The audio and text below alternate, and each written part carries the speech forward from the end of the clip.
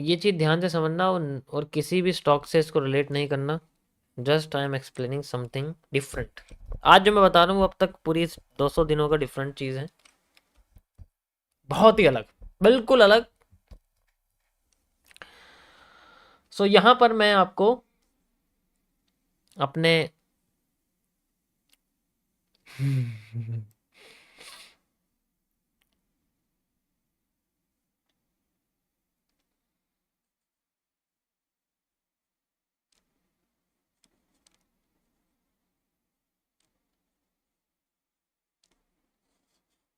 इसके बारे में बताने वाला हूँ। इसका नाम है डेटा ऑफ स्टॉक्स कलेक्शन। देखो ये एक स्ट्रेटेजी के अंडर है, दोस्क, इसको बोलते हैं दोस्क। इसमें कई सारी चीजें हैं, मैं आपको इसमें सिर्फ एक मॉड्यूल बताने की कोशिश कर रहा हूँ। आप S1 बोल सकते हो उसको, चलो मैं मॉड्यूल ही लिख देता हूँ। इसमें मॉड्यूल हैं कई सारे, तो मैं एक मॉड्यूल के बारे में आपको डिस्कस करूंगा।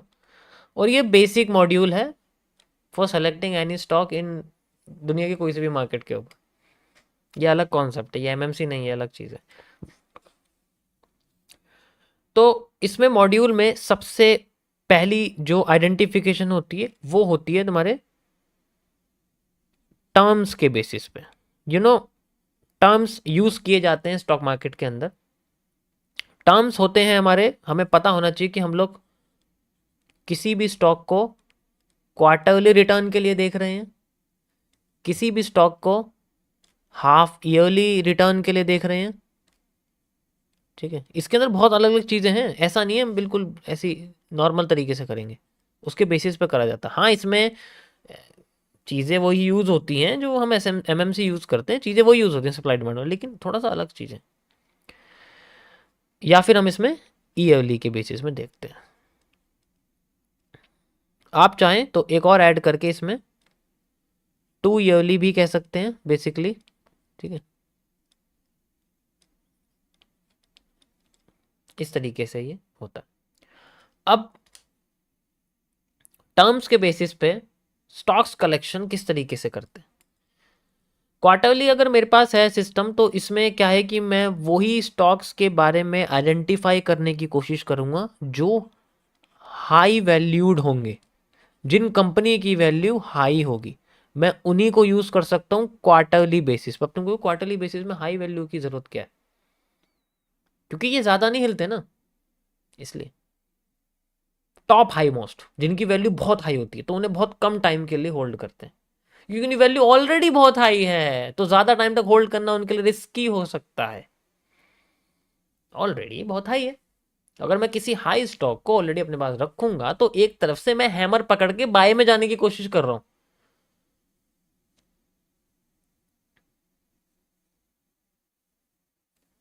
समझ आया कि अगर मैं किसी हाई वैल्यू स्टॉक को और इन्वेस्ट करने के बारे में सोच रहा हूं, इसका मतलब है कि मैं चार्ट पे टॉप पे आने वाले हैमर के बारे में सोच रहा हूं, तो बेसिकली मुझे लुढ़का सकता है। तो इसीलिए हाई वैल्यू को क्वार्टरली तक मैं होल्ड करने के बारे में सोचूंगा। बेसिक आपको बता रहा हूं, मैं ज्यादा इसके बारे में नहीं सोच सकता, बता रहा।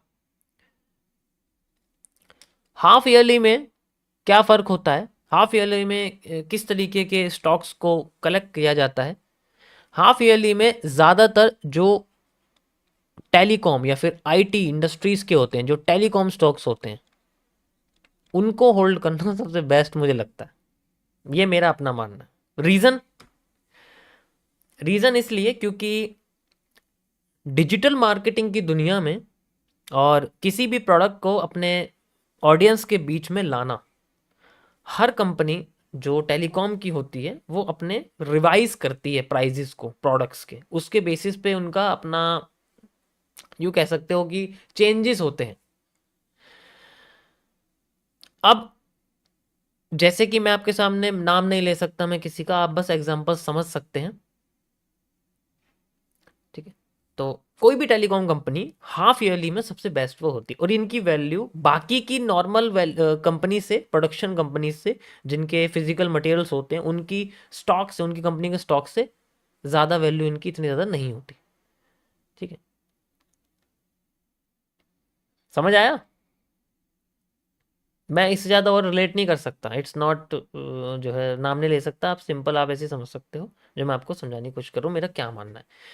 ईयरली बेसिस पे मैं यहाँ पर जो स्टॉक सेलेक्ट करूंगा वो बेसिकली मैं उन कंपनीज के सेलेक्ट करूंगा जो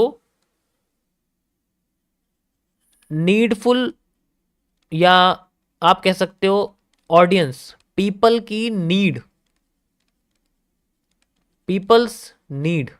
अब तुम कहोगे पीपल्स की नीड तो हर हर हर प्रोडक्ट में है। पानी पीने से लेके नहाने की साबुन तक सब नीड है।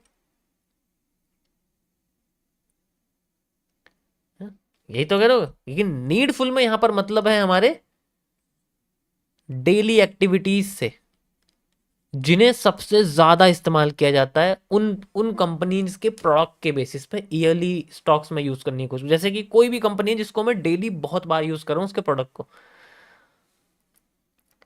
तो मैं उन स्टॉक्स को होल्ड करने की कोशिश करूंगा, क्योंकि हर साल उनके स्टॉक्स में कुछ ना कुछ एक ट्रेंड जरूर बनता है। एग्जाम्पल के लिए आप फोन की कोई कंपनी ले सकते हैं, एग्जाम्पल के लिए मैं बोल रहा हूँ, समझ सकते हैं मैं क्या कह रहा हूँ। तो ईयरली बेसिस पे मैं ज़्यादातर जो टेलीफोन्स हैं, जो फोन्स हैं, मैं उनकी कंपनीज के स्टॉक के बारे में सोचूंगा। इनके ग्राफ देखोगे ना जाके, ईयरली हाफ ईयरली, पता लग जाएगा मैं क्या कह रहा हूँ, अभी समझ में नहीं आ रहा। अब आते हैं 2 ईयरली के बारे में। अब मैं 2 ईयरली के बेसिस पे मैं चाहता हूं कि मैं बहुत लंबा यहां पर देखूं, तो मैं इसमें कौन से स्टॉक्स के बारे में सोचूंगा। ये मैं आपको बस फंडामेंटल व्यू बता रहा हूं, मैं अभी किसी भी स्टॉक के चार्ट को देख के कुछ नहीं बता रहा, मैं आपको एक फंडामेंटल व्यू बता रहा हूं कि एक सिंपल वे क्या है, इतना ज्यादा सोचने की जरूरत नहीं पड़ती स्टॉक्स में। 2 ईयरलीज के बेसिस में मैं ज़्यादातर उन कंपनीज के स्टॉक्स को प्रिफर करूंगा, मेरा अपना जो मानना है, जो जिनकी जिनके जो बेसिकली जो भी प्रोडक्ट्स हैं उनके ज़्यादा टाइम तक चलने की प्रोबेबिलिटी होती है। उनके प्रोडक्ट्स ही इंपॉर्टेंट है उनके स्टॉक के बेसिस पे। प्रोडक्ट खत्म, स्टॉक खत्म। प्रोडक्ट लंबा चल रहा है, स्टॉक फिर से आएगा, लेकिन वो लंबे टाइम में आएगा, तो तब जाके उसकी वैल्यू बढ़ सकती है, इसलिए उसको लंबे टाइम तक होल्ड करते हैं ताकि उसकी वैल्यू कंटिन्यू। गवर्नमेंट कंपनी, ये किसने बोला यहाँ पर, किसने बोला गवर्नमेंट कंपनी? क्या बात है, मतलब पहचान लिया तुमने। यस, तो बेसिकली मैं उन कंपनीज के बारे में सोचूंगा जिनकी एक मैं एग्जांपल बता रहा हूँ, जिनकी वारंटी इस टाइम तक की होती है, प्रोडक्ट्स वारंटी आप कह सकते हो, warranty is more than 2 years, example के लिए। ठीक है, this is just a selection of the stocks according to terms. अभी इसमें और भी मॉड्यूल्स हैं अंदर की, टर्म्स के बेसिस पे कैसे सेलेक्ट करते हैं, मार्केट कैपिटलाइजेशन के बेसिस पे कैसे सेलेक्ट करते हैं, उसके फ्यूचर प्लान्स के हिसाब से उसमें आने वाली और कंपनीज की फंडिंग के बेसिस पे कैसे सेलेक्ट करते हैं, बैंक के स्टॉक्स को कैसे सेलेक्ट करते हैं, सबकी एक अलग लेयर है। बैंक के स्टॉक्स कौन से बैंक को कब होल्ड करना चाहिए, कब कैसे करते हैं, वो सारी चीज़ इसके अंदर आती है। But this is live YouTube, so there is a restriction on my mouth, just explaining my point of view about this. Got it? Got it? समझ आया सभी को? तो पहला यहाँ पर हमारे सामने यू कैन सी, सबसे पहला यहाँ पर एक माइनर चेंज ऑफ करेक्टर हुआ है गाइस, ऑर्डर ब्लॉक टूटा है दोबारा से, ये देख सकते हो ऑर्डर ब्लॉक टूट चुका है, we have the broken order block, यहाँ पर फिर से हमारे पास में बना हुआ है। ठीक है, अब ये जो आप देख रहे हो, ये हिस्सा इस हिस्से से रिलेट करने की कोशिश कर रहा है, ऐसे करके ऐसे, ये भी अपना हाई तोड़ के फिर ऐसे बनाता। ठीक है, लेकिन इसने अपना हाई नहीं तोड़ा, चेंज ऑफ करेक्टर।